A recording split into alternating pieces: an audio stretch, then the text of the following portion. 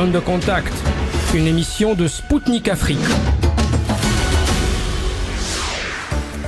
Bonjour à toutes et à tous. Bienvenue sur Spoutnik Afrique sur les ondes de Maliba FM à Bamako. Je suis Anthony Lefebvre, présentateur de l'émission Zone de contact. Et pour m'accompagner aujourd'hui, une personne que vous connaissez bien.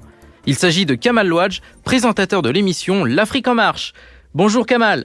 Bonjour Anthony et merci de m'avoir invité dans ton émission. Je salue tous nos auditeurs à Bamako. Aujourd'hui, notre émission sera entièrement consacrée au sommet des BRICS de Johannesburg qui vient de s'achever. Et pour faire le bilan de cet événement diplomatique majeur de l'année 2023, je vous présente l'analyste français Bertrand Scholler. Bonjour Anthony, bonjour Kamal. Bonjour Bertrand, et c'est un plaisir de t'avoir encore une fois avec nous. Partagé. Alors tout de suite, on va rentrer dans le vif du sujet. Les nouveaux pays membres des BRICS ont donc été désignés. Je vais les citer. Il s'agit de l'Argentine, de l'Égypte, de l'Iran, de l'Arabie Saoudite, de l'Éthiopie et des Émirats Arabes Unis. En marge du sommet, on a la porte-parole de la diplomatie russe, Maria Zakharova, qui a commenté la portée de cette décision dans une interview exclusive accordée à Spoutnik. Et je vous propose de l'écouter tout de suite. Quelle est l'importance de l'expansion des BRICS maintenant pour la paix et l'ordre mondial ? Je pense que le mot-clé pour ce sommet ces derniers jours, c'est la justice. Un ordre mondial plus juste. Ils en ont parlé avant et après. C'est justement les BRICS qui offrent la possibilité de réaliser en pratique ce qui est une préoccupation pertinente du monde entier. Aspiration, lutte, réalisation d'un ordre mondial plus juste, résistance des pays aux institutions néocoloniales, disposition libre de leurs ressources pour construire leur avenir. Nous l'avons vu devenir une pierre d'achoppement pendant des siècles, lorsque les pays qui se disent exceptionnels ont tout le monde sous la main. Donc, cette expansion n'est pas pour tic-tac, pas pour le côté formel de l'entreprise, ou tout simplement car pourquoi ne pas participer au prochain forum ? Tout le monde comprend que les relations d'égalité se construisent avec respect mutuel, non pas l'ingérence dans les affaires intérieures, non par l'oppression réciproque, mais au contraire, la coopération pour le bien commun. Par conséquent, un mot ne suffit pas. C'est un processus très difficile, très important et attendu depuis longtemps. Et ce n'est pas seulement quantitatif, ce n'est pas seulement qualitatif dans le sens où toute expansion donne plus de possibilités. C'est le reflet de processus beaucoup plus complexes. Le président de la Russie et le ministre des Affaires étrangères de notre pays en ont parlé aujourd'hui, et cela ressort clairement dans de nombreuses déclarations. Pour moi, le discours du secrétaire général des Nations Unies était une dissonance. Vous êtes ici à écouter les gens parler du vital. Et tout d'un coup, vous avez sur un vaisseau spatial d'une autre planète, un message arrive dans une capsule qui, je pense, sonne dans un langage bureaucratique cliché, sans comprendre de quoi tout le monde parle et ce que tout le monde veut. Et ici, au forum, l'idée a été exprimée à plusieurs reprises que le format des BRICS aiderait à lutter contre le néocolonialisme. C'est ce dont je parlais et ce qui, je pense, allait sortir de la bouche du secrétaire général de l'ONU. Il a rappelé que l'ONU avait été créée précisément sur la base des résultats de la Seconde Guerre mondiale et que de nombreux pays n'existaient pas encore. Et il a évoqué le processus de décolonisation. Il ne suffit pas de le mentionner. Cela doit être mis en corrélation avec la crise actuelle des affaires mondiales et comprendre d'où vient cette crise. Notamment lorsque certains ont commencé à réécrire pour nous l'histoire de la Seconde Guerre mondiale, la Grande Guerre patriotique, tandis que d'autres ont commencé à utiliser les opportunités pour réimplanter des idées coloniales. Le secrétaire général des Nations Unies ne le voit-il pas ? Il doit le comprendre et en parler. À cet égard, il est significatif que 2 nouveaux membres africains ont rejoint le format BRICS. Comment évaluez-vous cela ? Comme un mouvement vers une plus grande justice. Parce que l'Afrique, qui pendant de nombreux siècles a nourri de ses ressources tous ceux que l'on appelle généralement les pays leaders, commence enfin non seulement à élever la voix, mais à acquérir une place digne. Comme le disent les dirigeants africains, et comme je le vois aussi, l'Afrique est toujours associée avec des problèmes dans l'espace médiatique international. Personne n'a même l'intention de rappeler que ce n'est pas l'Afrique qui a créé ces problèmes, mais ceux qui y sont arrivés sans invitation, qui l'ont réduite en esclavage pour plusieurs siècles, ceux qui l'ont maltraitée par tous les moyens et qui ont laissé après eux des questions colossales irrésolues, créées artificiellement. Monsieur Scholler, nous venons donc d'écouter à l'instant la porte-parole du ministère russe des Affaires étrangères, Maria Zakharova, sur l'élargissement des BRICS. Et vous, quelle est votre réaction face à cette décision ? Alors, d'une part, il y avait 23 pays qui avaient officiellement déposé une candidature pour rejoindre les BRICS dès ce 15e sommet qui avait lieu à Pretoria en Afrique du Sud. Donc, ils en ont choisi 6. Et ma réaction quand j'ai vu la liste est que ça n'a pas du tout été un choix honorifique ou pour afficher une idée de puissance, même si quand un pays comme l'Arabie Saoudite rejoint un groupe comme les BRICS, évidemment ça pèse lourd compte tenu de l'importance de ce pays pour les pétrodollars. Mais on a vraiment l'impression qu'en fait les pays qui rejoignent les BRICS sont des pays qui vont être aidés dans le cadre de missions. Et je vais préciser ce que je veux dire, parce que, à mon avis, c'est vraiment fondamental.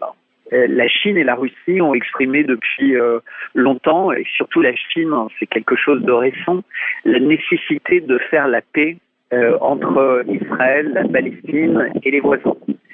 Et quand vous avez dans le même groupe de pays, la Russie, la Chine, l'Iran, l'Arabie Saoudite, l'Égypte, donc tous les pays qui entourent ou qui ont envie d'être impliqués dans le processus de paix au Proche-Orient, je dis, tiens, c'est extrêmement encourageant. Il y a peut-être maintenant au sein des BRICS quelque chose qui va se passer, une dynamique qui va se passer et qui permettrait de résoudre ce problème qui existe depuis 70 ans et qui a de graves conséquences pour l'équilibre même global de la planète. Ça, c'est la première chose. Ensuite, quand vous avez l'Arabie Saoudite, l'Éthiopie, l'Égypte à nouveau qui sont là et qu'on connaît tous les problèmes dans ce côté de l'Afrique avec les guerres au Soudan, Yémen, et ben on se dit tiens, l'Éthiopie est là et c'est pas un hasard, c'est un pays qui pourrait aider à stabiliser également cette région. D'abord, c'est un pays qui historiquement est très important et c'est un des rares pays d'Afrique qui n'a jamais été colonisé, l'Éthiopie.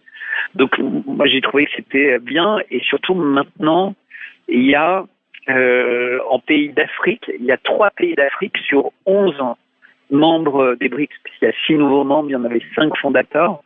Donc, ça donne un poids fort à l'Afrique. Alors l'Argentine rejoint les BRICS, ce qui fait que du côté des Amériques, il y a 2 pays. Mais évidemment, il n'y a pas encore de pays en Amérique du Nord et j'attends avec impatience la candidature du Mexique, ce qui pourrait fâcher l'oncle Sam.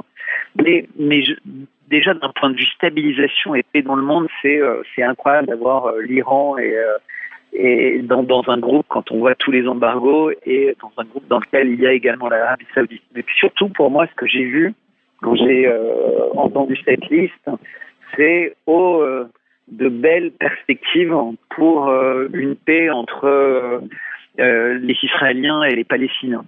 C'est ça qui a été ma première lecture en voyant le focus sur proche Moyen-Orient de la liste avec Égypte, vraiment Arabie Saoudite et Iran. Donc ça c'est le premier point et le deuxième point c'est toutes les déclarations qui ont été faites, mais ça je pense qu'on va en parler au fur et à mesure au niveau des monnaies, au niveau de la stabilité dans le monde, au niveau du rôle que ne joue plus comme il devrait l'ONU, et donc on voit qu'il est en train de se créer quelque chose de parallèle pour sortir de l'hégémonie américaine ou occidentale, si on inclut entre guillemets un petit rôle pour les Européens et les Japonais. Bien, j'aimerais quand même apporter une chose et vous demander votre avis, Monsieur Bertrand Scholler. Il y a 4 pays la Russie, la Chine, l'Inde et l'Iran, qui sont en même temps membres des BRICS et en même temps membres de l'Organisation de coopération de Shanghai. Alors, moi, je vois que si il y a ce trait d'union et une coopération serrée entre les deux organisations, on peut dire que ce que Mackinder appelait dans sa théorie l'île du monde, là, elle commence vraiment à prendre le pouvoir dans le monde. Oui, alors, tout à fait. Alors, il faut bien voir. Et moi, j'ai écouté les discours d'introduction et de clôture. Il y a deux pays qui ont une forme de leadership dans le groupe, mais de leadership par rapport à l'esprit. Donc, qui est l'esprit de pluralisme international, souveraineté des pays, d'entraide, partage de technologies, etc., qui sont la Chine, donc qui est le leader aussi au sein de l'organisation de coopération de Shanghai, et la Russie. Mais les autres pays, donc Inde, Brésil et Afrique du Sud, sont des pays leaders entre guillemets sur leur continent. Donc oui, on a une organisation mondiale dans laquelle l'Amérique du Nord n'est pas représentée, et ni évidemment dans l'organisation de coopération de Shanghai, ni l'Europe, à part par la Russie, qui est à cheval entre l'Europe et l'Asie. Donc on a bien deux mondes entre guillemets qui sont antagonistes, mais d'un point de vue démographie, d'un point de vue route commerciale, d'un point de vue pétrole, d'un point de vue dynamisme démographique, économique, etc. Et même militaire, militaire, on peut dire. Et militaire. Alors oui, on voit avec ce qui se passe entre l'OTAN dans son intégralité qui est en train de s'épuiser face à une Russie qui ne fait qu'appliquer la stratégie qu'elle a annoncée dès le début, c'est-à-dire éliminer toute l'armée et les velléités guerrières de l'Ukraine vis-à-vis de la Russie. Et sans l'implication totale de l'OTAN, cette guerre serait terminée depuis très longtemps. Donc oui, c'est très encourageant ce qui se passe, puisqu'il y a encore quelques années, tout ça paraissait complètement improbable. Il y avait une telle domination sur le monde des États-Unis avec le dollar, avec leurs armées, avec les réseaux sociaux, avec les médias, et également avec tout ce qui est technologie, médecine, armement, que c'est un retournement comme on en voit très peu à l'échelle d'une ville. Un retournement géopolitique. Maintenant, comment est-ce qu'ils vont réagir face à ça ? Est-ce qu'il va y avoir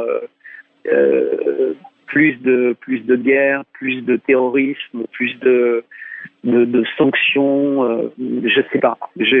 Parfois ça m'inquiète parce que aux États-Unis, ils ont quand même un président qui est très vieux et qui semble extrêmement limité, et qui a beaucoup d'affaires et de scandales qui l'entourent, de scandales qui l'entourent personnellement et de scandales qui entourent les membres de sa famille.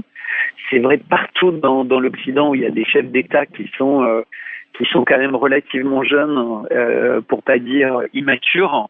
Et au Japon, je rappelle quand même qu'un Premier ministre a été tué, qui était pas véritablement un Premier ministre très aligné, qui a été remplacé par un beaucoup plus aligné. Donc on a un monde occidental qui est de plus en plus rabougri sur lui-même et qui pourrait le calme et la force tranquille des Russes et des Chinois est bienvenue en ce moment. Alors moi, Monsieur Scholler, je voudrais revenir avec vous sur ce que vous aviez déclaré tout à l'heure.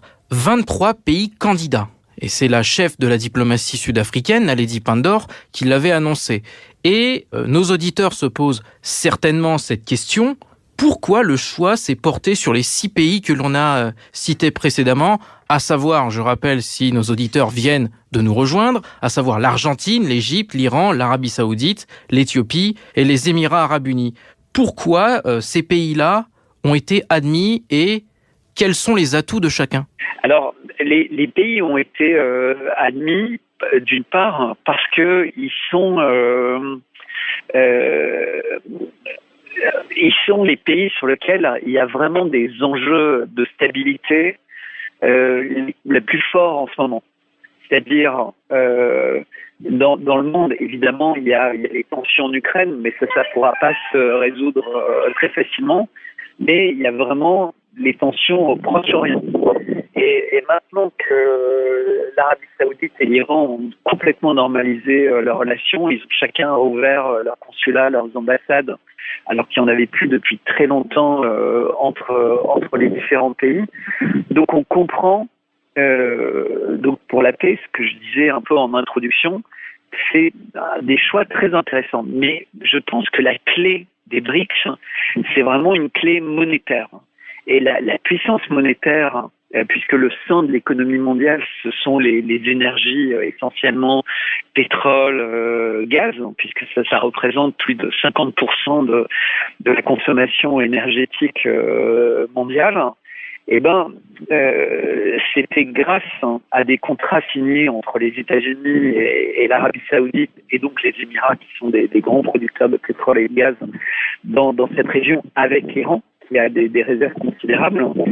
Et ben, on inverse complètement la relation de force des États-Unis pour imposer le dollar dans les transactions de ces pays-là, puisque tous les pays, un par un, se sont exprimés en disant on veut pouvoir utiliser nos monnaies nationales dans le cadre dans le cadre de transactions sécurisées avec des nouveaux systèmes d'échange. Aujourd'hui, en fait, les systèmes d'échange, ils sont basés sur des monnaies dites de réserve, qui sont le dollar, l'euro, le yen, le franc suisse et le yuan, mais dans une très très faible part. Donc, quand Xi Jinping était allé à Moscou, avait rencontré Poutine, en conclusion, avait dit que lui, il encourageait même tout le monde à utiliser le yuan s'il voulait se passer du pétrole, pas du pétrole, du dollar, parce qu'il y avait une fiabilité avec la Chine qui n'existait plus avec ni les États-Unis ni l'Europe. Compte tenu des sanctions qui avaient touché la Russie. Je rappelle que c'est plusieurs centaines de milliards de dollars qui ont été confisqués, et maintenant ils essayent tous les artifices juridiques pour s'attribuer cet argent, soi-disant pour reconstruire l'Ukraine, alors que c'est la Russie aujourd'hui qui reconstruit au fur et à mesure les régions qui ont été détruites par la guerre. Il n'y a qu'à voir ce qui se passe par exemple à Mariupol, qui est une ville en train de complètement renaître après les combats. Donc les pays choisis sont des pays clés pour affaiblir le pétrodollar, donc affaiblir le dollar et donner envie à tous les peuples tous les pays de se libérer de cette hégémonie monétaire du dollar et de l'euro. Et D'accord. donc la banque des BRICS, qui est dirigée par Dilma Rousseff, donc une ancienne présidente brésilienne, a ce rôle de permettre de trouver des mécanismes qui vont fluidifier et sécuriser les échanges entre monnaies nationales, sans passer forcément par le SWIFT, et à terme sans être obligé d'utiliser les systèmes Visa, Mastercard, les systèmes occidentaux, parce qu'on voit bien, les Russes ont mis en place ce système MIR, mais c'est des choses compliquées. Il y a beaucoup de pays qui sont intéressés, mais aujourd'hui, c'est ce que disait Vladimir Poutine, que disait Lavrov, ce que disait Xi Jinping, etc. C'est des choses qui sont... vous savez, c'est comme un jeu de Mikado, ce jeu où on fait tomber plein de petits bâtons et on doit les tirer sans faire bouger les autres. Le système monétaire et la force qu'ont eu les Américains depuis très longtemps, depuis la création des réserves fédérales, ça a été de rendre tout ça si intriqué que c'est pratiquement impossible d'y échapper. C'est un peu comme les contrats pour les pays qui rejoignaient l'Union européenne. C'est fait pour y rentrer, mais c'est pas fait pour en sortir. Et l'exploit que sont en train de réaliser les BRICS, c'est de trouver pas à pas des solutions pour échapper à la domination du dollar. Et les premiers pays choisis sont des pays essentiels pour y parvenir. Déjà, avoir pris 6 nouveaux membres, c'est énorme, puisqu'il y avait 5 membres d'origine, et là, il y en a 6 qui rejoignent, donc ça fait plus que doubler. Mais beaucoup de place donnée à l'Afrique, c'est surtout ça qu'il faut retenir, et au Proche Moyen-Orient. Donc c'est véritablement les régions où se trouvent d'énormes ressources dans le monde entier. Donc il y a l'industrie au sein des BRICS, avec la Chine et la Russie, qui a une bonne industrie militaire et industrie lourde, et les ressources minières et pétrolières. Donc le pouvoir est la main, et la démocratie aussi. Moi, il y a une chose sur laquelle je voudrais revenir avec vous, et évidemment c'est une question que se posent tous nos auditeurs qui sont en Afrique. Comme vous l'avez dit, une place importante a été accordée à l'Afrique, et donc on a ces 2 pays africains, à savoir l'Égypte et l'Éthiopie, qui rejoindront les BRICS au 1er janvier 2024. D'ailleurs, pour information, pour nos auditeurs, le nom BRICS ne changera pas suite à l'adhésion, à l'intégration de ces nouveaux membres. Et la question que se posent certainement ceux qui nous écoutent, quelle sera l'ampleur des retombées pour ces pays-là et comment le continent africain pourra en tirer profit dans un monde multipolaire? Alors déjà, c'est pas du tout un détail, mais dans son discours, le Premier ministre éthiopien, quand il a su que son pays rejoignait les BRICS, a félicité son peuple. Et j'ai trouvé ça très beau parce que en général, on félicite l'équipe qui a négocié, on félicite plein de monde, mais les peuples sont toujours oubliés. Donc ça, c'est vraiment important, c'est-à-dire que les nouveaux dirigeants moins alignés en Afrique s'intéressent véritablement à leur peuple et remercient leur peuple pour tout ce qui se passe. Puisqu'on voit bien que ce soit au Mali, au Niger, etc., dès qu'il y a des velléités militaires d'être renversées par la CEDEAO ou par d'autres pays, en fait, le peuple sort dans la rue et dit nous, on est solidaires du nouveau pouvoir de transition. Alors, comment ça va se passer ? Je pense que ça se passe déjà. C'est-à-dire que les pays africains ont une nouvelle génération de chefs militaires, de penseurs, de philosophes, mais peut-être beaucoup plus actifs, qui ont su trouver avec la Russie et la Chine, qui ont ouvert leurs universités à des jeunes Africains, parce qu'historiquement c'était uniquement l'Europe et les États-Unis qui formaient les Africains. Donc on les formait véritablement à nos intérêts. Et donc ça, c'est le grand changement. C'est-à-dire qu'il y a une nouvelle génération qui retourne en Afrique, qui veulent prendre le destin de ce continent en main. C'est quand même un continent dans lequel il y a 53 pays en Afrique. Donc c'est le continent sur lequel il y a le plus de pays qui sont tout petits et dans lesquels toujours l'Occident, depuis les colonies, a attisé des guerres. Enfin, on voit le Soudan et le Sud-Soudan, enfin, qui sont en guerre. Une partie qui a le pétrole, l'autre qui a la nourriture. Enfin, la République démocratique du Congo aussi. Ouais, le Congo, Rwanda. Enfin, et puis c'est des millions de morts à chaque fois. C'est-à-dire qu'on ne leur donne pas l'occasion de se battre. Il y a toujours des conflits ethniques. Peut-être le seul où les choses sont relativement stables depuis pas mal d'années, c'est l'Ouganda. Enfin, dans cette partie où il y a beaucoup de guerres, on voit les tensions évidemment et tous les bons terroristes entre guillemets qui sont souvent retrouvés en communication avec des armées occidentales dans les zones riches en minerais, en diamants, en uranium d'Afrique. Donc on voit que l'Afrique a toujours été utilisée, pour reprendre l'expression des faucons américains, l'idée c'était de les maintenir à l'âge des cavernes, comme quand ils sont allés attaquer l'Irak en disant on va les ramener à l'âge des cavernes, pour pouvoir les dominer. Et la grosse différence, et c'est ce que disent beaucoup d'Africains, c'est qu'ils n'ont pas l'impression que les Russes et les Chinois viennent pour les coloniser. Au contraire, les Russes ont la réputation d'aider ces pays à mettre en place des armées qui sont autonomes, qui sont formées, qui sont ambitieuses entre guillemets pour assurer la sécurité des citoyens et assurer la sécurité des infrastructures économiques. Et puis les Chinois, eux, mettent en place d'incroyables infrastructures.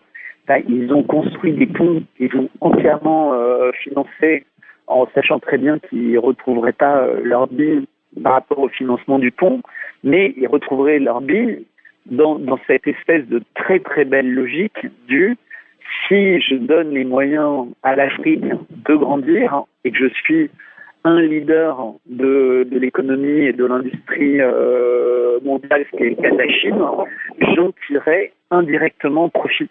Les Chinois, ils sont rationnels.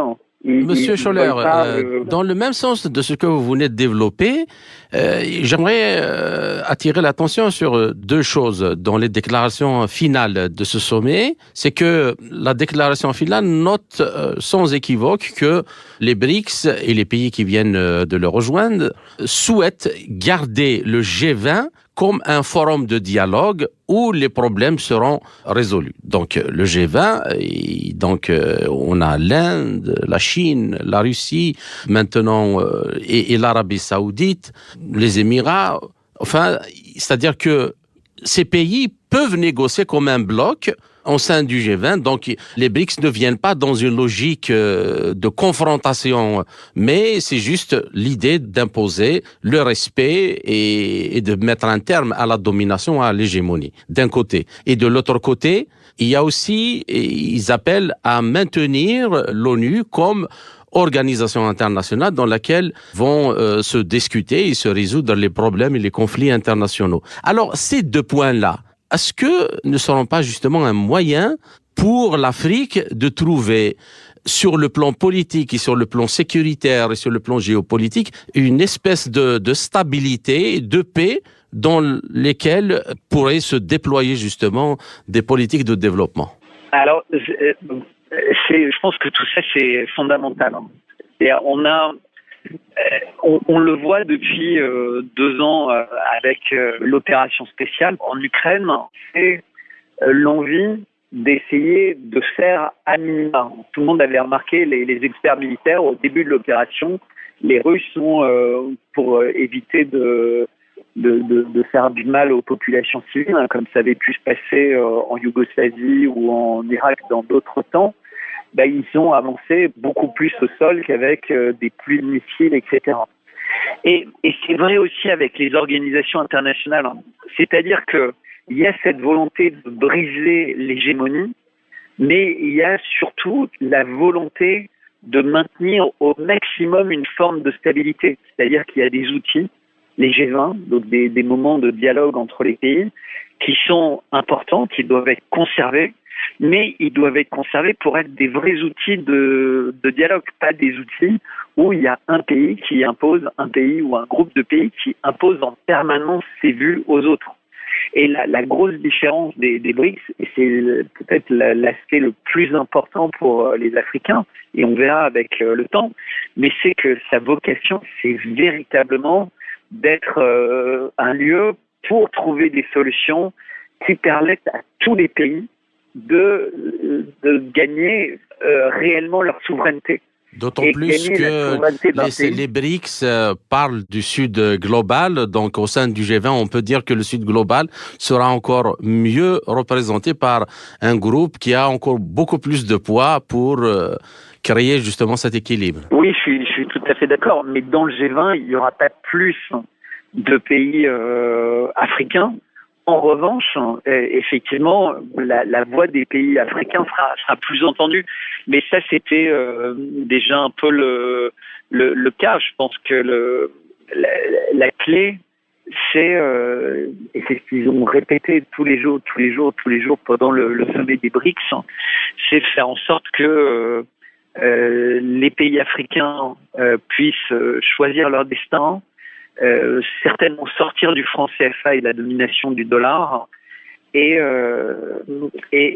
profiter de la manne de leurs ressources. Quand on regarde une carte des ressources primaires qu'il y a en Afrique, on se dit mais c'est pas possible que ce continent soit pas extraordinairement riche. Il a tout pour réussir. Il a une grosse démographie, beaucoup de richesses et plein de pays qui sont prêts à véritablement l'aider et co-investir. Donc le Sud global, effectivement, est très représenté dans les BRICS, puisque 2 pays d'Amérique du Sud, 3 pays d'Afrique, et bon, on peut pas mettre dans le Sud global l'Arabie Saoudite et les Émirats, mais on a sur 11 pays, on a 5 pays qui sont véritablement des pays dits de ce qu'on appelle le Sud. Oui.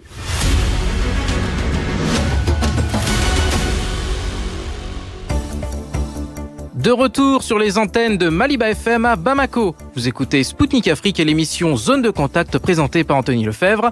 Et aujourd'hui, exceptionnellement, mon collègue Kamal Louadj de l'émission L'Afrique en marche est avec moi. Merci Anthony, et je resalue nos auditeurs. Et aujourd'hui, pour continuer cette émission, nous avons Bertrand Scholler, analyste français. Bonjour Kamal, bonjour Anthony. Oui, rebonjour. Bonjour pour ceux qui nous ont rejoints entre-temps. Maintenant, j'aimerais que l'on se tourne vers l'avenir. Vous aviez parlé de la problématique de l'élargissement des BRICS. On a 23 pays qui ont fait leur demande. Et il y a une déclaration très très intéressante de l'ambassadeur itinérant sud-africain auprès des BRICS, Anil Souklal, qui a déclaré chez nous, à Spoutnik Afrique, que l'incorporation des 6 pays membres n'était qu'une première étape en raison de l'important nombre de pays ayant candidaté pour adhérer aux BRICS. Et la question que j'aimerais vous poser, c'est de savoir de quelle manière le groupe pourra-t-il procéder pour intégrer ces autres pays à l'avenir ? Alors déjà, le président russe a proposé en 2024 de réunir les BRICS à Kazan. Donc pour le 16e sommet des BRICS. Et je pense qu'à cette occasion, d'une part, il y aura des nouveaux candidats. Donc aujourd'hui, il reste 17 candidats qui n'ont pas été intégrés. Et je sais que beaucoup regrettent que l'Algérie, par exemple, n'ait pas rejoint dès cette fournée des BRICS. Mais je pense qu'il y aura de nouveau peut-être 25 ou 30 candidatures pour les BRICS et des gros pays. Hein. Moi, j'imagine l'Indonésie. Il y a beaucoup de pays comme le Vietnam qui pourraient décider d'émettre une candidature. Donc, je pense que les résultats que les BRICS vont obtenir, là, ils préparent en fait, c'est ce qu'ils ont dit, ils commencent à travailler tout de suite avec les pays, mais qui vont être officiellement intégrés au BRICS plus à partir de janvier 2024. Mais je pense qu'ils vont travailler et ils vont très rapidement montrer des résultats tangibles. C'est ce qu'on me demandait dans la première partie de l'émission, donc des résultats tangibles en termes monétaires. Donc aujourd'hui, les monnaies occidentales représentent plus de 80% du commerce mondial. Enfin, juste le dollar. En réalité, le yuan, c'est 4%. Donc si on regarde juste dollar, franc suisse, euro et yen, ça doit être 92% ou peut-être 95% des échanges mondiaux. Donc si d'ici le prochain sommet, le yuan et les autres monnaies arrivaient réellement à 20% du commerce mondial, voire plus, déjà ce serait quelque chose de majeur. Et c'est en train d'être le cas puisque beaucoup de pays ont décidé de commercer entre eux, à commencer par l'Iran évidemment, avec toute autre monnaie que le dollar, puisque l'Iran et la Russie commercent maintenant uniquement dans leur monnaie nationale. Et ce sont des gros volumes d'échanges. Je pense que la Chine fait pareil avec l'Iran. Donc on a ça. Après, il y a toute la stabilisation. On a vu la vitesse à laquelle, quand les Chinois se sont impliqués et les Russes, le processus de normalisation et de paix entre le Yémen et l'Arabie Saoudite, qui semblait être une guerre qui n'en finirait pas et qui tuait des centaines de milliers de personnes, soit de faim et soit par les armes. Donc tout ça se calme. On entend beaucoup moins parler en ce moment Israël de l'Iran. Je vous rappelle que épisodiquement, depuis 10 ans, les premiers ministres israéliens annoncent tous les ans que d'ici 6 mois maximum, l'Iran aura une bombe nucléaire. On n'en entend plus parler et pourtant, qu'est-ce qui se passe ?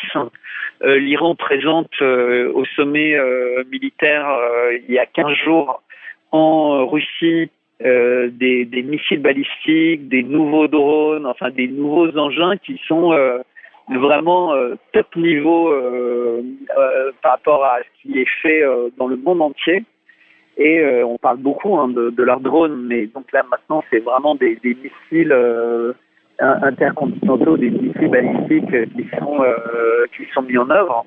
Donc c'est véritablement aujourd'hui une puissance militaire régionale assumée et qui commerce maintenant avec ses armes, donc plus uniquement avec son pétrole. Il y a vraiment du commerce donc d'agroalimentaire. Ils ont une grosse agriculture.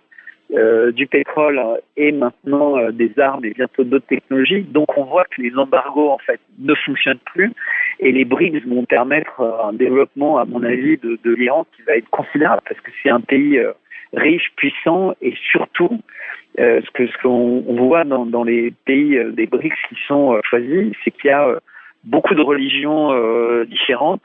Il y a des peuples qui ont une très grande histoire, qui sont aucun d'eux n'est en guerre ou en conflit en ce moment. Donc ils ont tous un enjeu sur lequel ils peuvent appuyer pour améliorer la stabilité mondiale. Ça, je le répète. Et ce qui m'a impressionné dans le choix des BRICS, c'est ce point-là. Pour l'Afrique, elle a pris la part du lion, si l'on peut dire, dans les discussions de ce sommet. Vous venez de soulever un point très important, parce que, quoi que l'on puisse dire, d'ailleurs même les chefs d'État l'ont reconnu, les BRICS n'ont pas de siège, n'ont pas de statut. Il y a beaucoup de choses à faire déjà de point de vue de l'organisation. Mais on peut, comme je crois que c'est une très bonne idée, les pays africains peuvent déjà faire un premier pas vers l'adhésion aux BRICS en adhérant à la Banque de développement des BRICS. C'est ce que l'Algérie a fait, par exemple. Elle a déposé $1,5 milliard dans cette banque. Donc, déjà, en faisant partie de cette banque, les pays africains pourraient avoir des crédits, pourraient avoir des prêts pour financer des projets de développement. C'est déjà un pas très important en attendant la confirmation sur le plan politique et institutionnel. Oui, ça c'est effectivement cette banque des BRICS, elle est ouverte, donc elle fonctionne pas sur les mêmes règles que les BRICS avec un système d'invitation et peut-être comme c'était en Afrique, donc ce sommet, on a vu une part du lion pour les pays africains. Si le suivant a bien lieu en Russie, on imagine que l'Asie centrale va être à l'honneur et on peut penser à des pays comme le Kazakhstan, on peut penser à des pays comme l'Ouzbékistan, Turkménistan, Azerbaïdjan. Enfin bon, après il y a le conflit avec l'Arménie, mais on voit que les BRICS en fait à chaque sommet, un peu comme des compétitions internationales de foot, vont mettre en lumière en fait un continent et vont faire des actions particulières pour le continent en question. Donc oui, l'Afrique va véritablement peut-être profiter et avoir le plus d'impact dans les années qui viennent de leur rapprochement au sein des BRICS.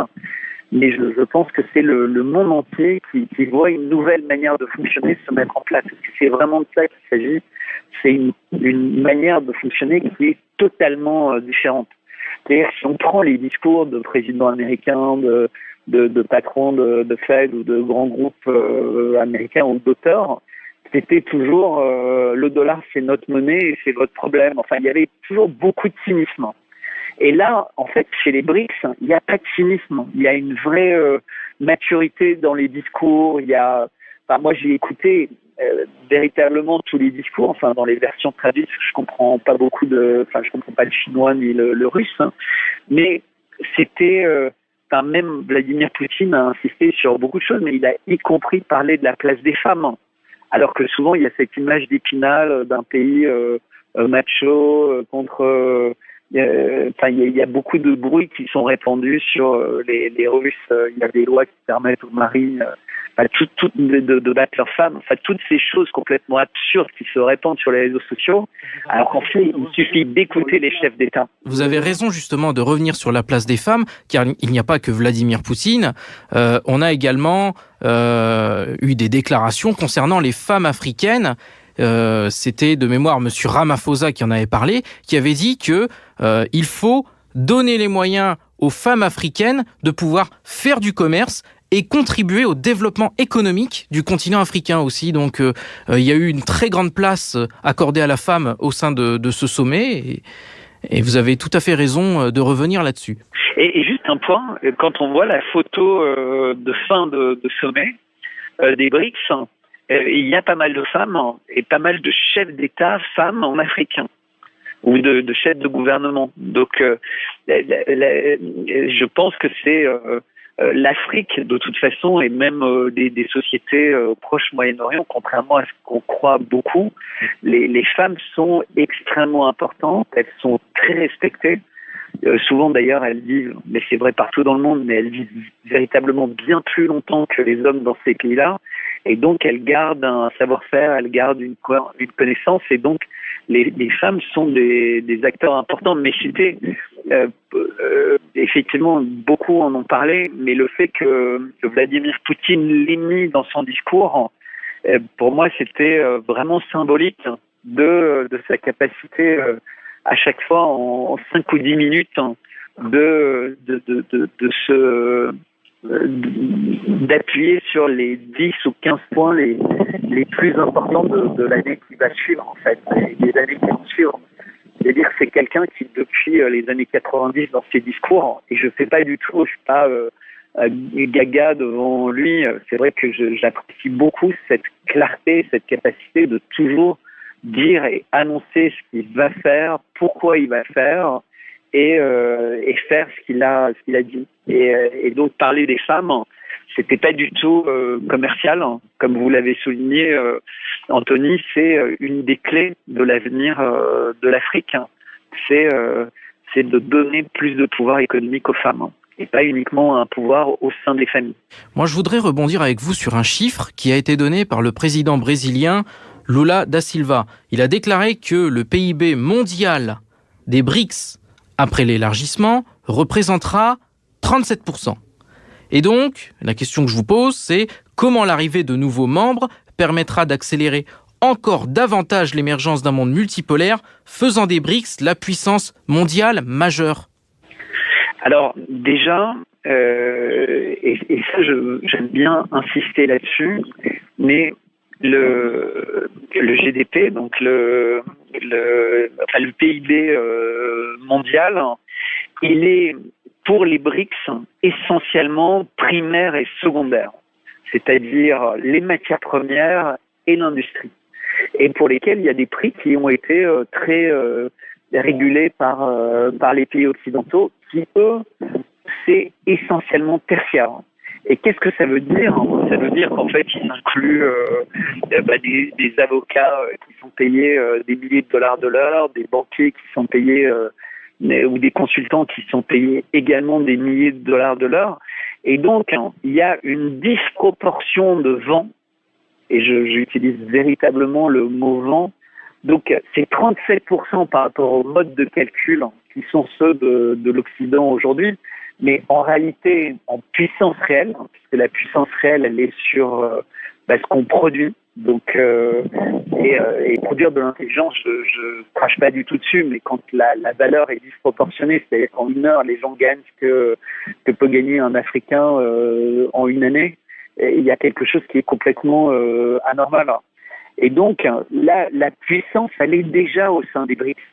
C'est-à-dire que là encore, ils respectent les modes de calcul historiques, ceux qui sont communément acceptés. Mais vous allez voir qu'à partir du moment où les Occidentaux vont devoir payer ce qu'ils prennent en Afrique, ce qu'ils prennent en Russie, ce qu'ils prennent même en Chine ou partout au vrai prix, c'est-à-dire quand les Chinois vont dire « non, mais jusqu'à présent, vous payez très peu cher parce que nos salariés, ils acceptaient des tout petits salaires, etc. Maintenant, il va falloir payer le vrai prix.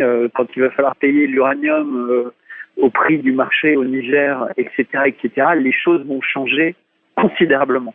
Et le poids, en fait, sans avoir besoin de rallier de nouveaux pays, est déjà, à mon avis, plus de 50% de l'économie réelle mondiale. Vous savez, pour maintenir... Et pour rappel, c'est que monsieur le président brésilien Lula da Silva, les 37% du PIB qu'il a annoncé, il est calculé en parité de pouvoir d'achat. Ce n'est pas le PIB nominal. C'est-à-dire, c'est le PIB le plus proche de la réalité. Bien sûr qu'en PIB nominal, les Occidentaux sont encore supérieurs, mais le PIB nominal, le PIB, on sait que c'est une valeur. Qu'il soit en parité ou pas, ce qui compte, c'est ce qu'il inclut. Et donc les Américains incluent dedans la prostitution, la drogue, les prestations de services, etc. Et comme les prix sont artificiellement gonflés, c'est comme une bulle. Toutes les bulles qu'on connaît, les subprimes, etc. À un moment, l'immobilier aux États-Unis, il avait l'air de valoir 3 fois plus cher ce qu'il valait après la crise des subprimes. Donc vous pouvez créer une bulle qui donne l'impression que vous êtes très riche, mais c'est du vent. Et c'est exactement ce qu'explique en fait les BRICS, qui explique les Chinois, les Américains, c'est les Chinois et les Russes, c'est qu'ils ont imprimé tellement de milliards de dollars et qu'ils ne s'écoulent pas encore. Mais en réalité, ça ne vaut rien. C'est comme du Monopoly. En fait, ce qui vaut, c'est toujours la force de la diplomatie du bâton, c'est le contrôle des SWIFT, le contrôle de Visa, Mastercard, Internet, etc. Et donc, évidemment, il faut tout faire bouger petit à petit pour pas casser, entre guillemets, une horloge incroyable qui est le monde contemporain, parce que c'est une horloge incroyable, mais c'est une horloge incroyable qui ne profite qu'à un tout petit pourcentage de personnes sur Terre. Et ce que disent les BRICS, c'est que ça ne peut plus durer. On ne peut pas avoir 1% des gens de la planète qui ont 90% de la richesse. Parce que quand Lula dit 37%, c'est dans les BRICS, mais même dans les BRICS, même si c'est pas aussi flagrant qu'ailleurs, il y a aussi des disproportions. Moi, j'ai vécu quasiment 3 ans en Afrique du Sud pour participer à la préparation de la Coupe du Monde de football de 2010. Et malgré tous les efforts, entre guillemets, il y a également des milliardaires qui sont nés de cette crise et qui partagent pas forcément très équitablement l'argent qu'ils accumulent. Ouais. Alors, par rapport à ça, Monsieur Scholler, il y a 2 déclarations ou même 3 des chefs d'État des BRICS lors de ce sommet. Il y a celle de Vladimir Poutine qui a appelé à mettre au-delà de la question de la monnaie ou d'un système de paiement commun entre les pays, parce que la monnaie c'est encore quelque chose de très compliqué et lointain, bien que la dynamique est lancée. Mais lui, il a mis l'accent sur la nécessité de créer disons quelque chose au sein de ces BRICS qui va appuyer la construction des routes et des voies logistiques. Il y a le président indien qui a mis l'accent, lui, sur la coopération spatiale. Et c'était justement hier le jour où une sonde apparemment indienne s'est posée sur la Lune. Donc c'était l'occasion de fêter ça. Et puis la question de l'énergie nucléaire et tout. Est-ce que quand on regarde ça, c'est exactement ce dont ont besoin les pays africains. C'est-à-dire l'agriculture, les infrastructures agricoles, les routes, les transports, et puis les technologies du futur, comme l'espace, comme les communications et comme le nucléaire.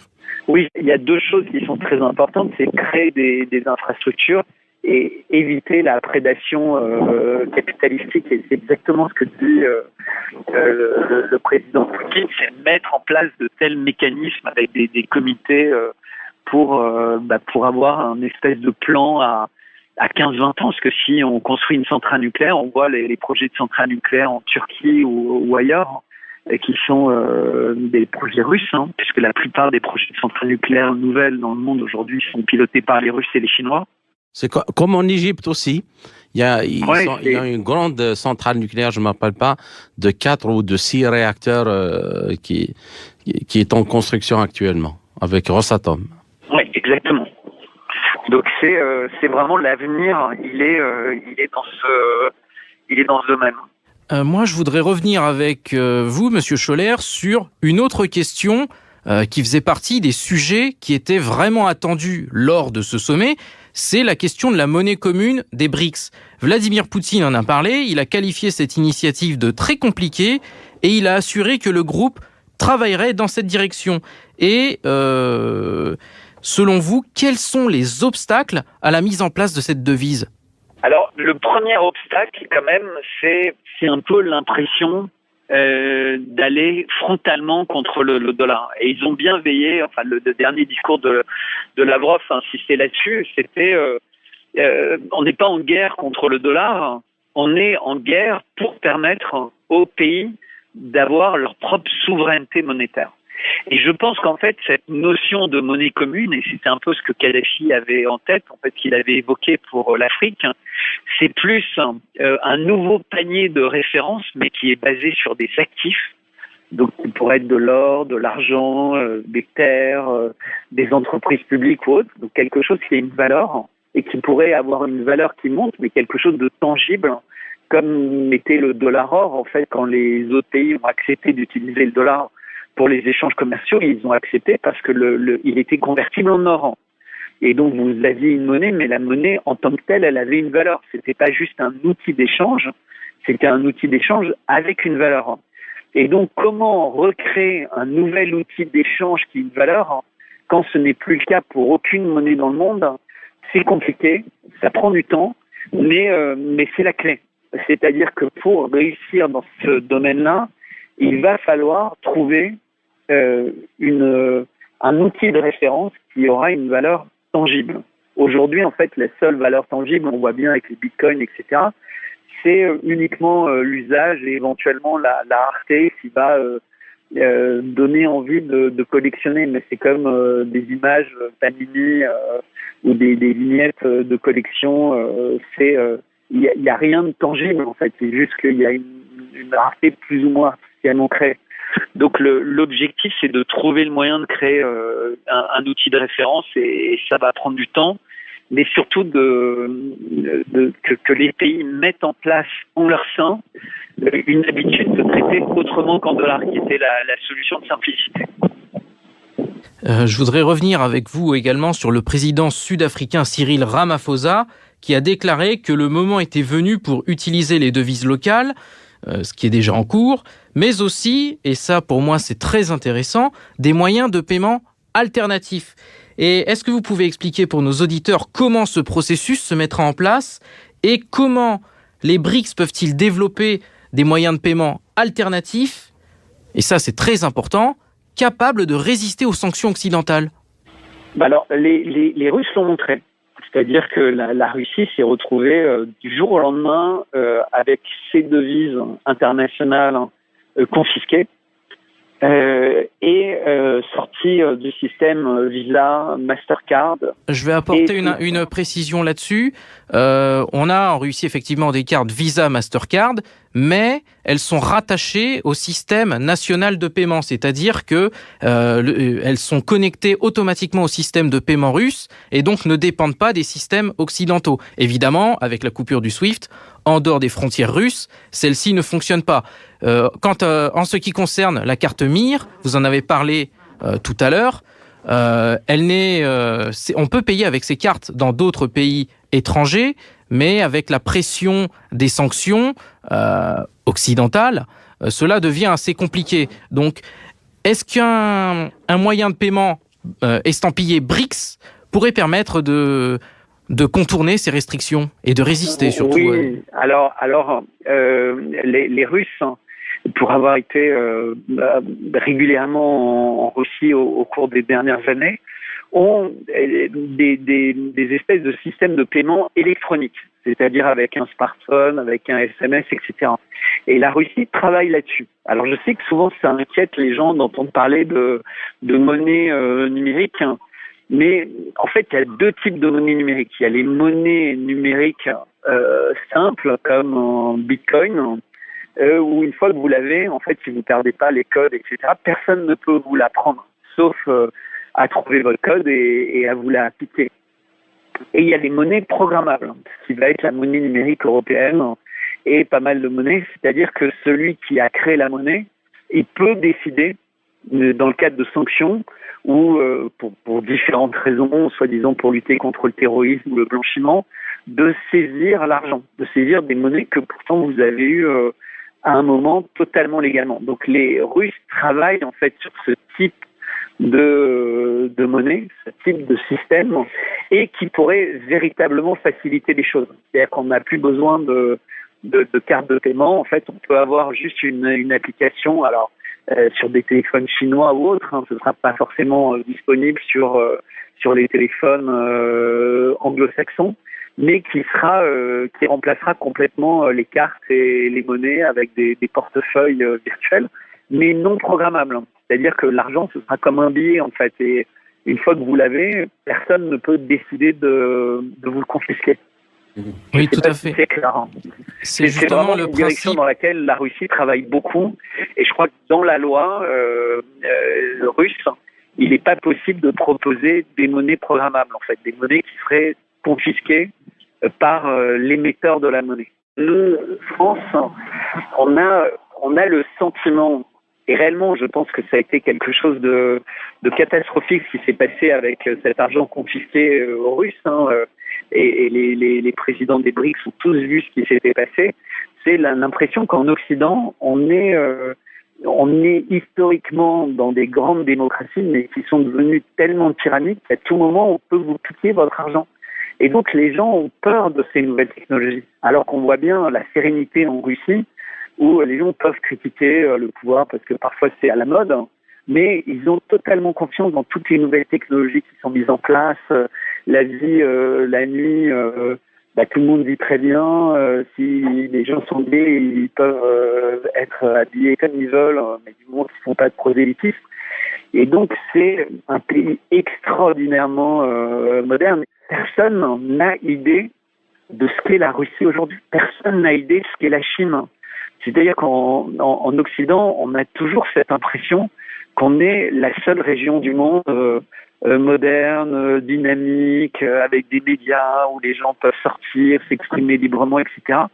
C'est absolument faux. Et c'est pareil dans les BRICS. Moi, j'ai rencontré, il y en a une ou deux personnes comme ça, je vous les ai signalées, qui sont au Burkina Faso, au Mali, en fait, qui sont des jeunes impliqués, qui ont envie de faire naître des médias autonomes, qui ont envie de se rapprocher de grands médias comme Sputnik, parce que c'est vrai que sur le sommet des BRICS, vous étiez l'endroit où en direct on avait les infos en français et les infos les plus riches. Malheureusement, il nous reste très peu de temps. Je voudrais conclure sur quelques expressions. Vous connaissez bien sûr Joseph Borrell qui avait déclaré que l'Europe est un jardin et que le reste du monde était une jungle, qui évidemment menaçait ce jardin. On a Vladimir Poutine qui a fait une déclaration que j'ai notée. Il a déclaré que les adversaires des BRICS sont le Golden Billion qui veut changer le droit international. Et selon lui, ils font tout pour maintenir le monde unipolaire, et ce, par l'utilisation de règles à mauvais escient. Et quel commentaire vous pouvez nous faire sur cette phrase du président russe ? Alors déjà, l'expression même fait penser à Las Vegas, fait penser au casino. Et j'aime bien l'idée de comparer l'Occident à un casino parce que l'Occident est très joueur avec l'argent des autres et passe son temps à faire des paris, du bluff. Donc c'est exact. Mais derrière ce Golden Billion, il y a l'idée de quelque chose de très flashy et qui n'a aucun sens pour pour des gens qui doivent lutter pour avoir de l'eau, pour survivre, etc. C'est donc un espèce de décalage.